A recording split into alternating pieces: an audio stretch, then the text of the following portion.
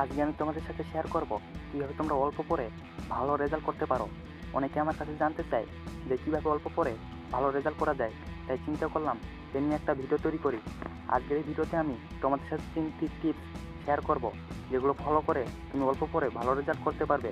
তবে মনে রাখবে, না পড়ে কখনো ভালো রেজাল্ট করা সম্ভব নয়। তবে তুমি যদি কিছু টেকনিক ফলো করো, সেক্ষেত্রে অল্প পড়ে ভালো রেজাল্ট করা সম্ভব। 1 নম্বর টিপ হলো গুরুত্বপূর্ণ টপিকগুলো নোট করে ফেলা। অল্প পরে ভালো রেজাল্ট করার একটি কার্যকরী পদ্ধতি হচ্ছে গুরুত্বপূর্ণ যে টপিকগুলো রয়েছে সেগুলো একটি নোট করে ফেলা। এই গুরুত্বপূর্ণ টপিকগুলো কীভাবে তুমি খুঁজে পাবে, সেটার জন্য যে কাজটি করবে, বিগত সালে পরীক্ষার যে প্রশ্নগুলো এসেছিল, দেখো সেই পরীক্ষাগুলোতে কোন অধ্যায় থেকে কোন প্রশ্নগুলো বেশি করা হয়েছে, সেই প্রশ্নগুলোকে তুমি সর্বপ্রথম নোট করবে।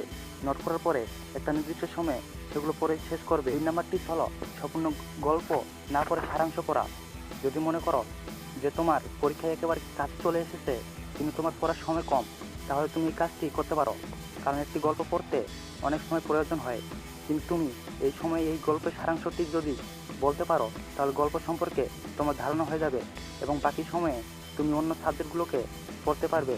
তাই বাংলার ক্ষেত্রে তুমি সম্পূর্ণ বই না পড়ে শুধুমাত্র গল্পের সারাংশগুলো পড়তে পারবে। 3 নম্বরটি হলো গুরুত্বপূর্ণ অধ্যায়গুলো পড়া।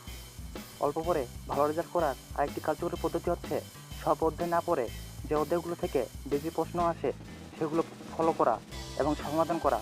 তোমরা যদি খেয়াল করো তাহলে দেখতে পাবে কোনো একটি বিষয়ে যতগুলো অধ্যায় রয়েছে তার মধ্যে কিছু অধ্যায় থাকে যেগুলো থেকে বেশি প্রশ্ন করা হয়।